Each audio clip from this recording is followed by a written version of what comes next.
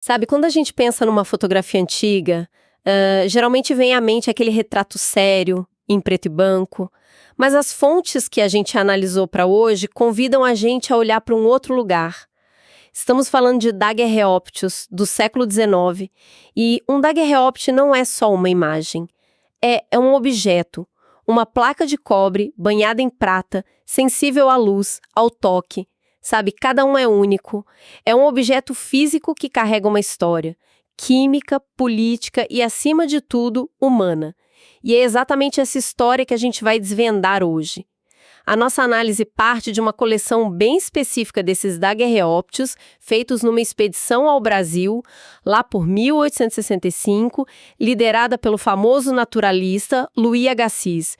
E o objetivo dele, como a gente vai ver, não era exatamente um álbum de recordações da viagem. Era algo bem mais controverso. Com certeza. A nossa missão aqui hoje é mergulhar no que essas placas de prata realmente representam.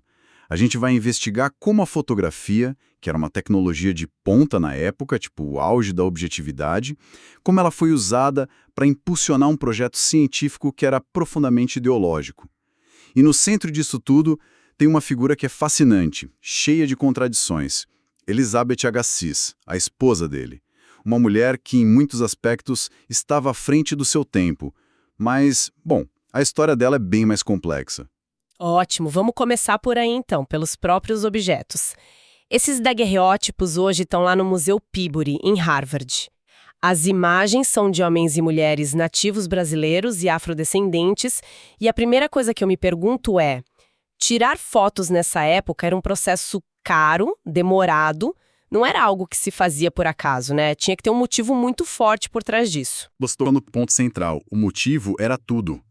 Essa expedição, o foco principal dela não era documentar a flora e a fauna do Brasil. O foco de Agassiz era provar a grande teoria da vida dele, a poligênese. Ok, poligênese. É um termo que soa bem acadêmico, mas imagino que as implicações no mundo real fossem bem concretas. O que exatamente ele queria dizer com isso? Eram implicações enormes. A teoria da poligênese defendia que as diferentes raças humanas não teriam uma origem comum. Tipo, Adão e Eva. Não. Agassiz afirmava que as raças foram criadas por Deus separadamente, em lugares diferentes. E aqui está o ponto crucial. De forma hierárquica. E para um homem branco europeu como ele, bom, não é difícil adivinhar quem ele colocava no topo dessa pirâmide. Entendi. Então, as fotografias não eram um registro neutro da diversidade humana. De jeito nenhum. Era uma tentativa de coletar provas para essa hierarquia. Ele estava, na verdade, caçando características físicas, formato do nariz, olhos, Musculatura, estrutura óssea. que, na cabeça dele, confirmassem uma suposta inferioridade biológica. Exatamente. Era a ciência sendo usada, assim, para validar um preconceito. O que a gente vê aqui é uma prática da época chamada antropometria, o estudo e a medição do corpo humano para classificar pessoas. E a fotografia se tornou a ferramenta perfeita para isso. Eles posicionavam as pessoas muitas vezes nuas, de frente, de perfil, como se fossem espécimes. No fim, as imagens não eram para descobrir algo novo, eram só para carimbar uma ideia que ele já tinha. Níveis numa busca rápida no Google. Para ver, você tem que ir numa sala especial no museu, usar luvas. Parece que existe uma certa barreira, sabe? Para manter essa história um pouco escondida. É que existe uma sensibilidade dupla aí. Por um lado, claro, a fragilidade física dos objetos. São delicados. Mas a sensibilidade principal é histórica e emocional. As fontes descrevem as imagens como sendo racialmente violentas. Elas podem ser chocantes. Mostram corpos marcados por cicatrizes, olhares que... Nossa! O que mais me impactou quando eu tive acesso não foi a nudez, foi o olhar das pessoas. Existe uma dignidade ali que desafia completamente o propósito da foto. Essa violência contida na imagem torna ainda mais potente um projeto de arte que uma das fontes menciona.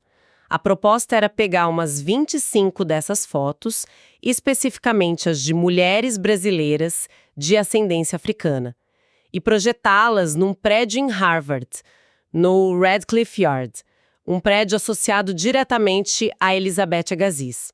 É uma ideia muito poderosa. Seria um ato de confronto com esse esquecimento. Imagina a cena. Você andando por um campus histórico, um lugar que respira tradição, progresso, e de repente, aqueles rostos, em escala monumental. Rostos que foram registrados como prova de inferioridade, agora reivindicando seu espaço no coração da elite. Isso força uma conversa que, por muito tempo, ficou trancada em salas de arquivo. E isso nos leva direto para a figura mais enigmática dessa história toda, Elizabeth Agassiz. De um lado, ela é uma figura celebrada, a primeira presidente do Radcliffe College, uma instituição pioneira na educação para mulheres. Do outro lado, ela é coautora e participante ativa de uma expedição com um propósito abertamente racista. Como essas duas coisas existem na mesma pessoa? É o grande paradoxo, e as fontes deixam claro que ela não era uma mera acompanhante. O livro que resultou da expedição, Uma Viagem ao Brasil, foi coescrito por ela, baseado nos diários e cartas dela. Ela era uma intelectual, uma cientista por mérito próprio numa época em que esse espaço era, quase exclusivamente masculino. A riqueza e as conexões sociais ajudaram, claro, mas ela tinha um intelecto afiado. Então ela era uma parceira intelectual do Lewis.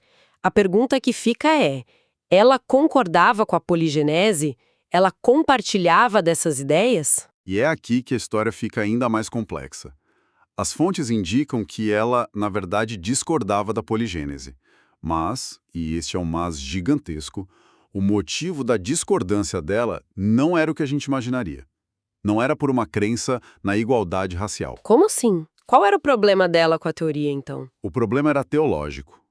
Elizabeth era muito religiosa e ela acreditava na interpretação literal da Bíblia.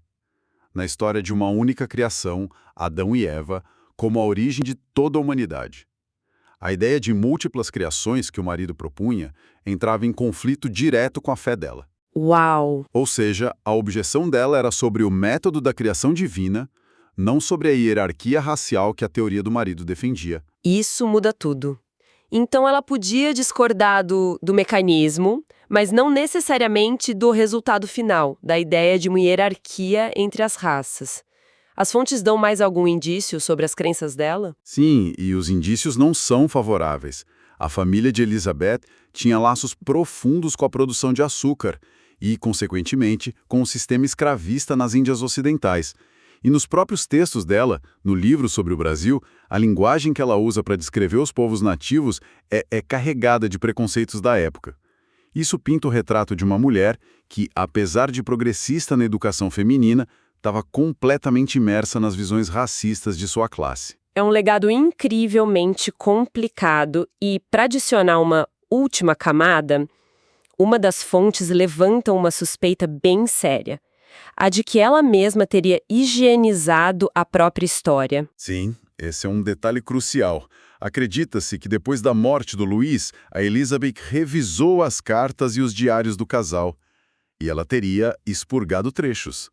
Removido as partes mais controversas. Foi um ato deliberado de curadoria da memória, sabe? Para construir um legado mais palatável, protegendo a imagem dos dois. O que faz a gente pensar...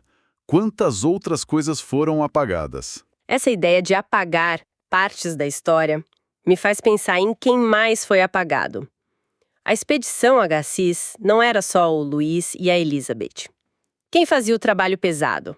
Quem entrava na mata, coletava os animais, as plantas? Isso se conecta com um padrão que a gente vê em toda a história da ciência colonial. O trabalho de campo, o esforço físico, o conhecimento prático do ambiente. Não vinha dos cientistas europeus. Toda essa mão de obra, essa expertise, vinha dos guias e assistentes locais, majoritariamente indígenas. Eles eram os verdadeiros naturalistas. Sabia onde encontrar cada espécime, como navegar os rios. Mas os nomes deles não aparecem nos livros, imagino. Exatamente. Eles se tornaram a força de trabalho invisível. O conhecimento deles foi extraído, catalogado sob o nome de Agassiz, e eles foram varridos da história.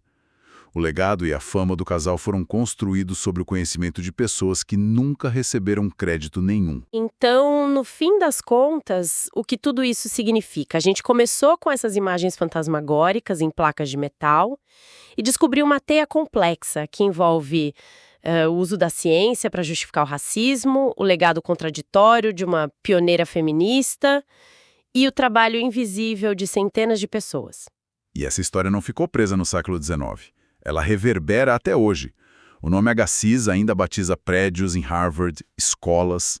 Isso nos força a encarar que muitas das instituições que a gente admira hoje, como faróis do progresso, foram fundadas sobre ideias que hoje consideramos abomináveis. A história progressista do Radcliffe College, por exemplo, está amarrada a essa história de racismo científico. Não dá para separar uma da outra.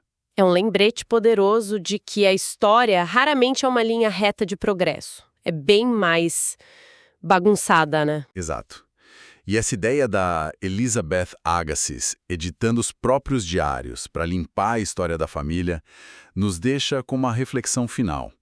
O problema, muitas vezes, não é só o que está nos arquivos, mas o que foi deliberadamente deixado de fora. A questão que fica para a gente pensar não é só que histórias escolhemos lembrar, mas talvez uma mais incômoda. Quem foi encarregado de esquecer? E por quê? E quando a gente encontra essas lacunas, sabe?